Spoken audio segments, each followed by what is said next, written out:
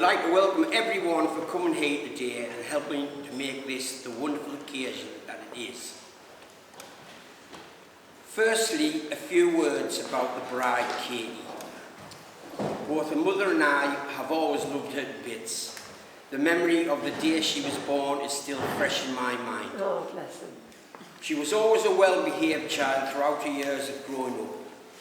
As well as her mother and myself, her grand and granddad played a big part in her life during this time. Katy also played a part in help keeping us right. We were on holiday in Mallorca and Katy was about 10. A beach seller was trying to sell me a wooden carving for £40 and I managed to haggle him down to 20. And I was feeling pleased with myself. After he left, Katy reprimanded me, saying he had a wife and children at home to feed and I'd robbed him of £20. I've said it many times, I could have 1,000,000 children and I still wouldn't get one better than Katy. No, you wouldn't, yes. Katy has always loved travelling. And when she was 17, she said, because I asked her about going on her own, she said, "Dad, there are many places in the world I want to visit. But if I wait for someone to go with, I'll never get there." She was 17 when she said that, and since then, she's been to places like Vietnam, South Africa, and Nepal. Always went out on her own, met groups out there, and just got on with it. And I was telling this story to a friend of mine's wife in a pub one day, and she couldn't believe it. She said, "Go to those places on her own?" She says, "I daren't get on the bus to go to Durham on my own." Anyway, we'll move on to Scott. I've known Scott for about 10 years. He's a first-class person. Yes. He's patient, tolerant, friendly and helpful. I've never seen him get annoyed. His mum, gran and granddad have done a first-class job in bringing him up. He's what you would call a gentleman. Yes, bless him. His one weakness is DIY.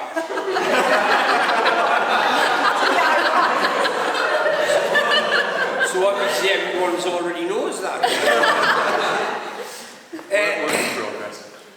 He helped me put my garden shed up because Which time?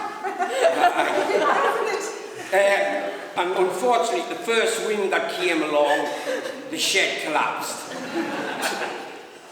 They will make a wonderful married couple. May I propose a toast to the bride and groom. You may, Philip. Bride and groom. Bride and groom.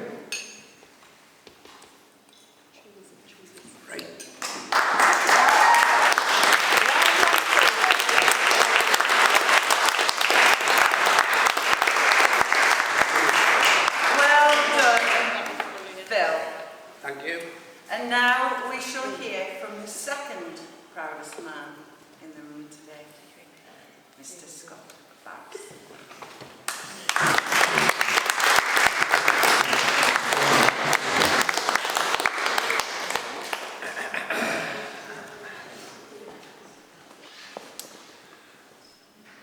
I've never put a lottery ticket on, and somehow I've won the lottery.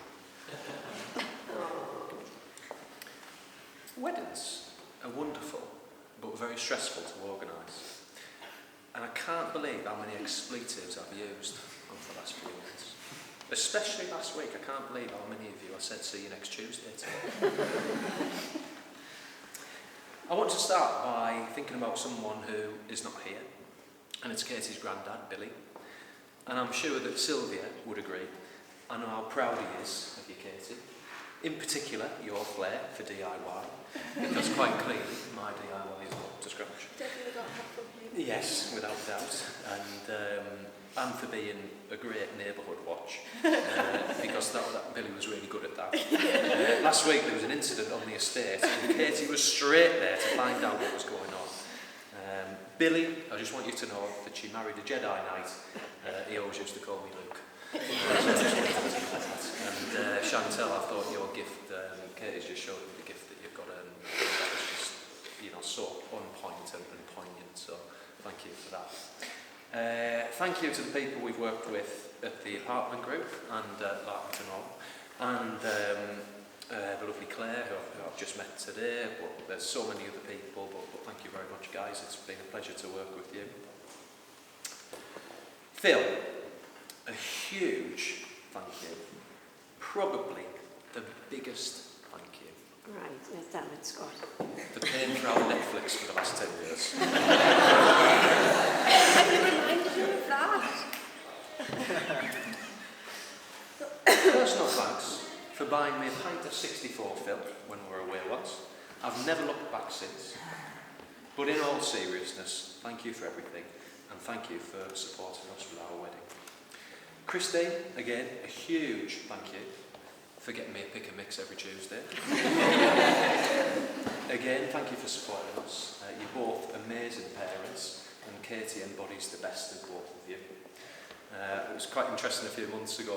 I remember Christine saying to Katy, "Hey, Scott's really, really missed you.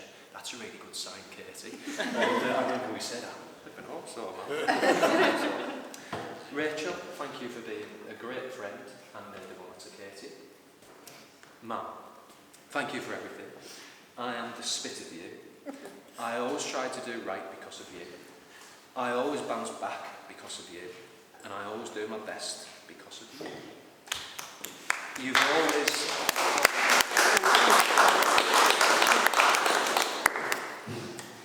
You've always been the best at surprises. And I've taken a leaf out of your book. There's a gift outside your room for you. And I have got you another gift. So there you are.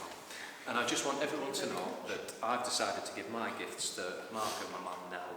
Katy has already given out her gifts to maid of honour and family. I just wanted to let everyone know that.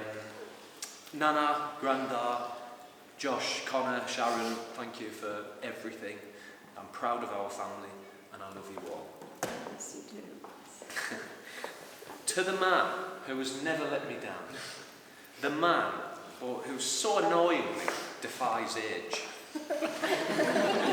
the calmest, coolest cucumber that I know, the man who has the largest glasses of wine anyone has ever seen, and to the man who has the best voicemail. I know he's going to stitch me up, so once in a lifetime opportunity, everyone. Mark's number is 077 561 099. So if you want to call it to see how amazing this voicemail is, then please do. But no, in all seriousness, mate, thank you for being there every step of the way. Thank you for all the support you've given me and given to Katy, and I've got a gift for you as well, mate. So here. Cheers, buddy. That's all the thank yous out the way, so I think it would be appropriate to have a huge round of applause for that.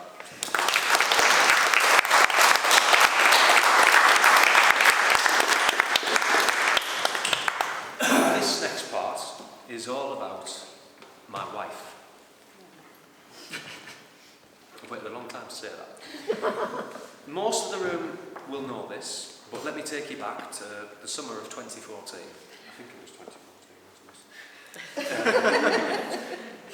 Katy, I want to apologise actually, because I've left you out, I've left a thank you out. I want to thank my wife for organising most of today.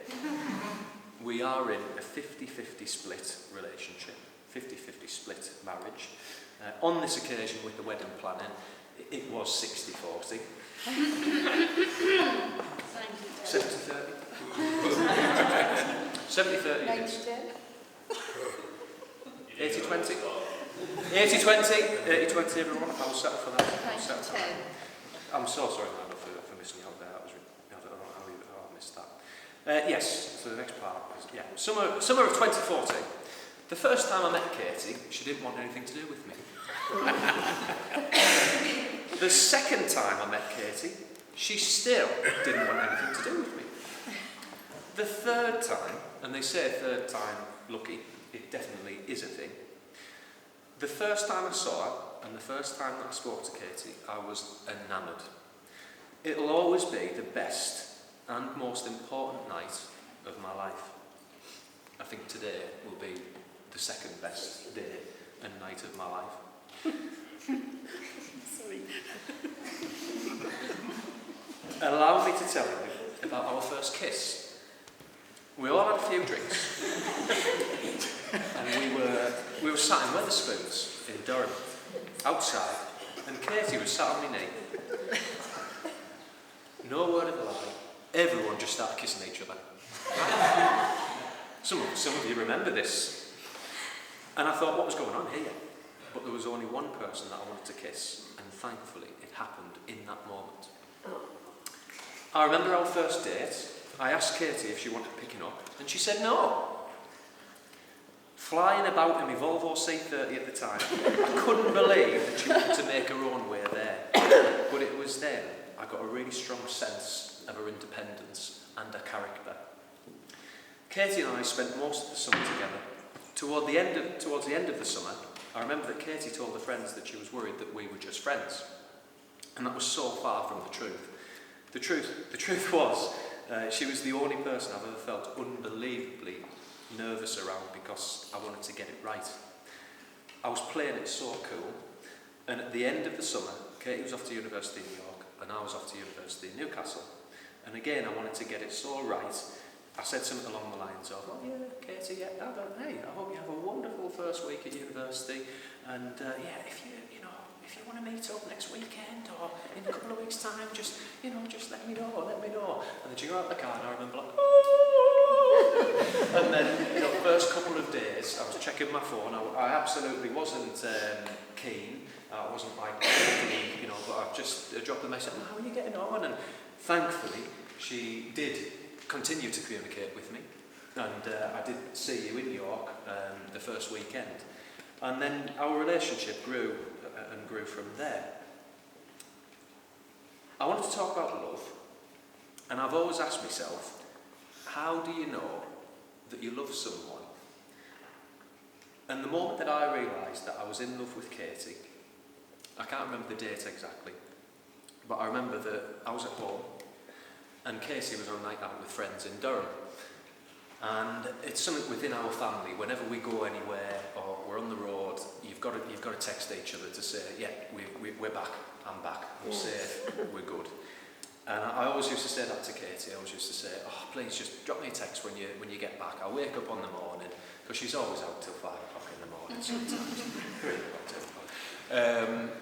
And I didn't get that text, and I remember waking up and I thought to myself, oh, I haven't got the text, I hope she's all right.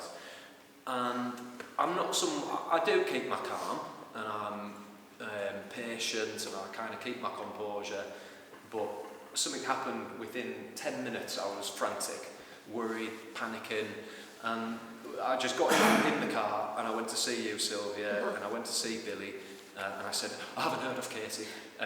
Do you know anything about where she is, Sylvia? And I panicked you, and I panicked Billy, and it was so silly of me. I don't know why I didn't just drive over to Katy's house, because it's probably a similar distance, but everything was good. But I just remember being really upset and really worried. But I think that I realised, wow, I really do care and love this woman. I was asleep. Love this Katy. Yes, you were asleep. I was asleep. This next part, I wanted to talk about how good Katy and I are to each other. And I've always been good to Katy. And I'm talking about Christmases, birthdays, Valentines and gifts. When I was thinking about this speech, I really struggled to think about all the good ones. But it was really easy to think about the ones that I've got wrong. So when I thought about Katy, the good ones, I just thought about the pair of Jimmy Choos that I bought you. And then when I thought about Katy getting me a gift, the one that really stands out is tickets to see Harry Potter and the Cursed Child in London. So I went last summer. But here's the top bottom three. Firstly, it's up there as one of the best photos of Katy and I. And you took it actually, Vicky. I think you might know which one I'm talking about. And I gave it to Katy in jigsaw form. And Katy was like, oh, such a lovely gift. But then when she opened it up, she realised it was impossible because it was in black and white. So I took it back and I gave it to my nana, who loves her jigsaws. She can crack any chord. And I knew my nana would crack it, put it in a frame, and then I gave it back to Katy as a gift again. Katy used to make a killer omelette at university. Every other Sunday, it was amazing. The frying pan was trash, it was on its way out. I thought, oh yes, I'll get Katy a frying pan for Valentine's. Put it this way, the frying pan was nearly round my neck. And thankfully, Mark, you have been on hand to keep me right about all the wedding-related ideas. So me being Dizzy Rascal, rapping, and to get all the lads singing the chorus to You've Got the Love, that was quickly dismissed. And the guitar solo was also quickly dismissed. Thanks, Mark. Katy and I have always been each other's hype. Once I thought I got it so right, but I was so wrong. One night we were laid in bed in York. The lights were out and I said, wow, Katy, you look gorgeous in the dark.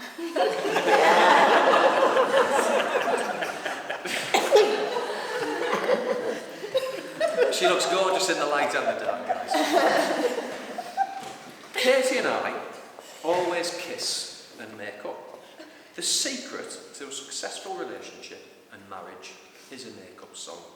So whenever I got it wrong, I always play Back for Good by Take That. Recently, me miming and performing Tina Turner, I Don't Want to Fight, has also worked recently. Do you know what, I think that make-up routine actually exists because of the frying pan. So thank goodness it did happen. That reminds me, I do have one more wedding gift for Katy, and I would like everyone's opinion on it first before I give it to her. So Katy, would you mind closing your eyes and covering your ears, please? Okay. What do you reckon? I was wondering what those are doing in the video cast. I'll tell you what, all those who think that I should give these to Katy, raise a hand. Close your eyes. Right, 1, 2, 3, 4, 5, 6, 7, 8, 9, 10, 11, 12, 13, 14, 15, 16. If you don't think that I should give them to Katy, this is no, Scott, do not give them to her. Raise a hand, please. I don't know what it is now.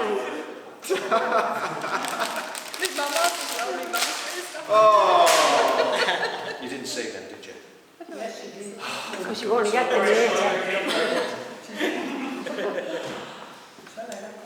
Before I go on to the best parts of Katy, I wanted to share the worst parts of Katy. Nothing to worry about, but sometimes they do drive us mad. She's absolutely horrific with cutlery. The amount of times we've replaced cutlery, IKEA cutlery as well, my bad. She actually tried to steal one of my forks the other week. Oh, notorious Rachel, isn't she?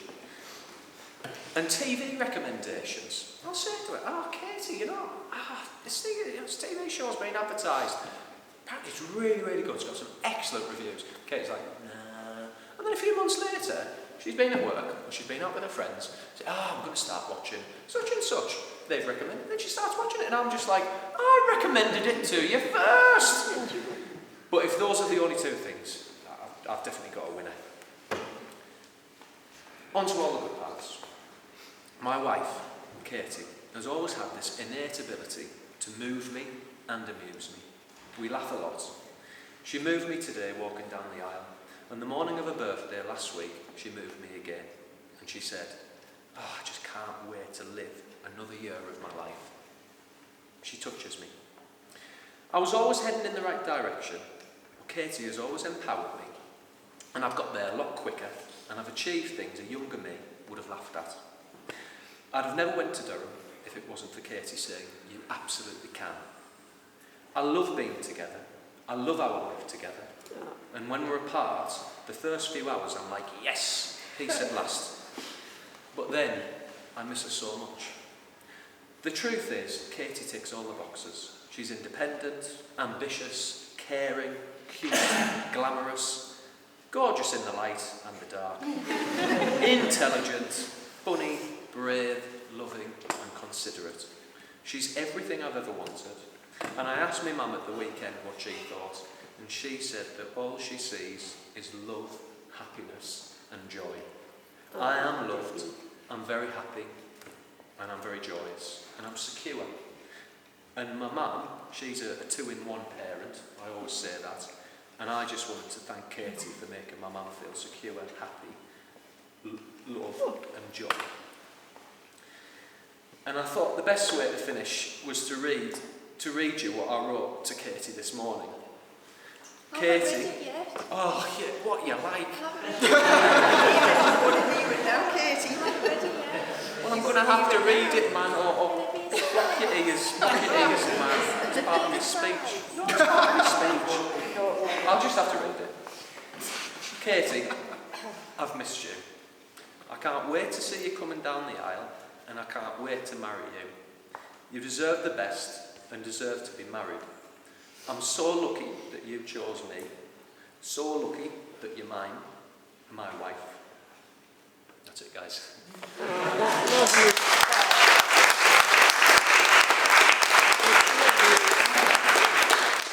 Thank you, everyone.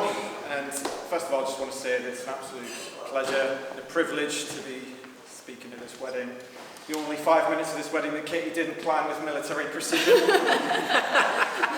Because Scott, as he alluded to, had 3 big ideas. We're going to see one of them tonight, actually, because there's a bit of a tuck shop. He brought a suitcase full of jelly sweets to hide somewhere around here. Don't worry. But he had 3 big ideas that he wanted to share tonight. Surprise on Katy at some point. First one was that at some point, of course, the evening, he wanted to record a song, which is the song that Katy walked down the aisle to, do a rendition of that, and play it for you at some point this evening. Sounds like a nice idea, doesn't it? Except the fact that he wanted me, Sean, and Kev to sing the whole thing with him, some nightmarish barbershop quartet. And basically, yeah, that hasn't happened, unfortunately. Exactly. So that hasn't happened, and Katy's... Oh, really? Sorry, it's this watch. It's Katy's memory of walking down the aisle hasn't been tarnished. So the second idea that Scott had was that he wanted to randomly blindfold Katy in the middle of this evening, put her in a chair, and I was wondering where he was going with this one, because it sounds a bit weird. But apparently all he wanted to do was to play a game of Mr. and Mrs. Innocent little quiz game.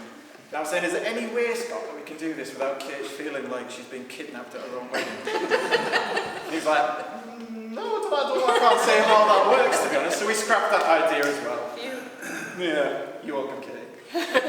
His third idea, and this was my personal favourite, that was during the first dance as a married couple, Scott was going to just wheel away, grab a guitar from the side of the dance floor, break out into a guitar solo, assuming that Katy's just kind of awkwardly sidestepping, no clue what's going on.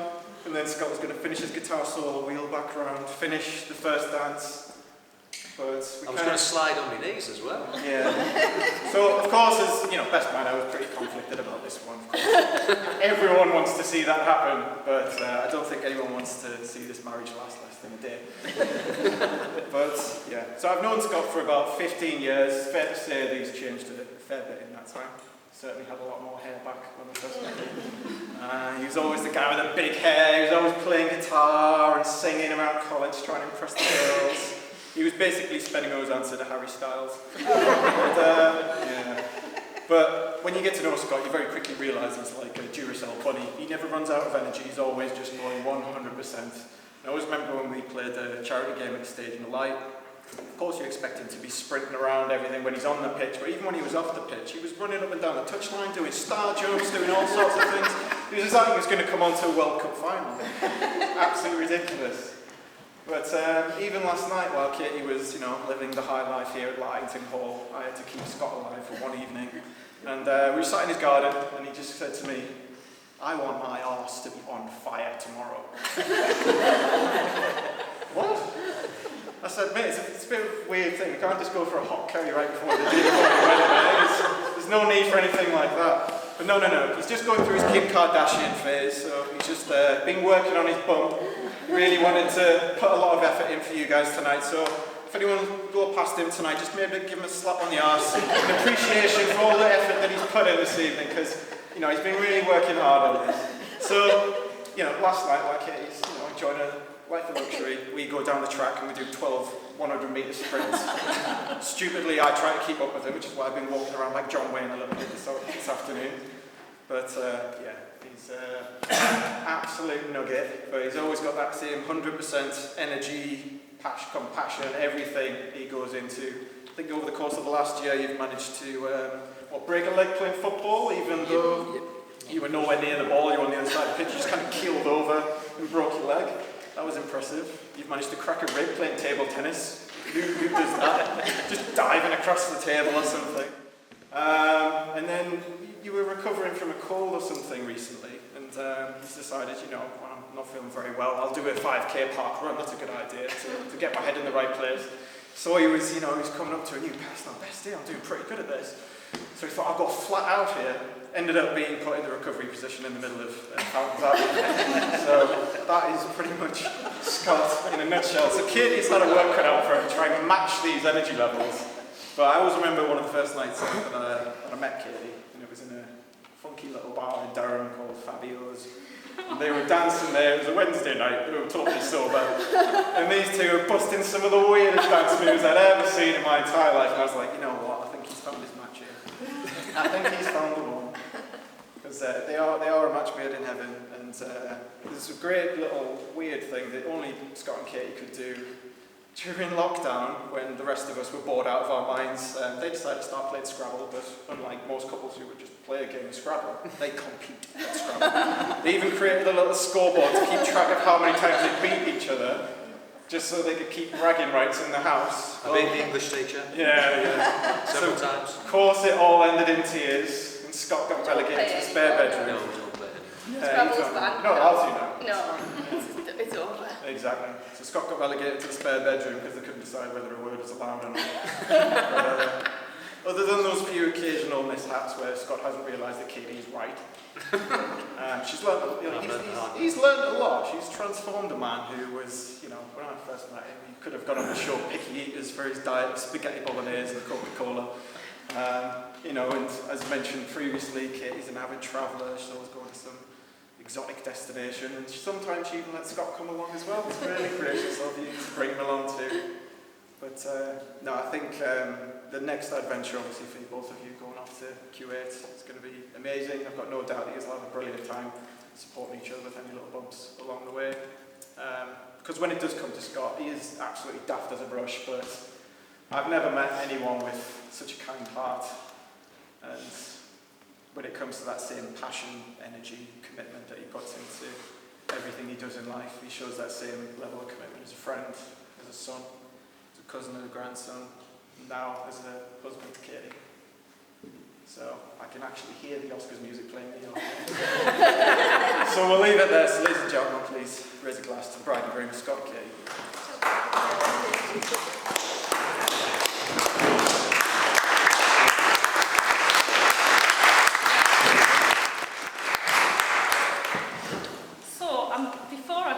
Actually very funny that there are some overlaps between Scott's speech, and I've got a different light to show on some of the things that, maybe you get to see it now from Katy's side. Nicely. So me and Katy have known each other since we were 2, and there are very, very few people who get as lucky to have a friendship that lasts that long. So I am really highly qualified to say that Scott really well and truly has won the lottery to be able to call Katy his wife. Of course, it goes without saying that I feel she's also found a great match in Scott. And he is all the things that she needs. And although I've not known Scott for as long, merely a fraction when we look at the 25 years that we've known each other, I still feel that Katy is all the things that he needs as well. Like I said, we've been friends for over 25 years, so understandably we have been through many seasons of our lives together. We've only made it through some of those seasons because Katy never gave up on me. And although I've made plenty of decisions that Katy would not, I've never ever been met with anything but love and support from Katy.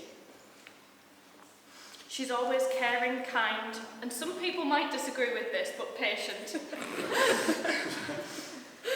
I love how big she dreams and that she has the determination and the skills to make that dream a reality. Some of my best and most fun memories are because of that. Don't start, because it's going to take me a good while to get through this flower. So I know that Katy... There we go, that's the couple name now. So I know that Katy and Scott's life will be full of adventure and excitement. And I feel they'll really, really never be bored. She is truly a force to be reckoned with in everything she does. She doesn't do anything by half measures, and she puts her heart and soul into everything. I'm so grateful that I got to witness the whole of Katy and Scott's relationship. I remember the first night that they started dating. And how prior to that, even though she seemed uninterested, Scott, Katy actually used to call you Hot Scott. I'm glad that everyone's finally found out about that. Because I'm so modest, I didn't want to include that in my speech. Katy was weeks away from starting uni, and I remember a conversation where she told me that she was so annoyed at herself for liking him so much because she was worried that it wouldn't work. However, despite the odds of long distance, their love continued to grow, and so we're here today to celebrate that love. As someone who's also experienced long distance, I feel confident to say that they can overcome any challenges that come their way. So congratulations to the happy couple, my best friend and my soul sister. Cheers, everybody.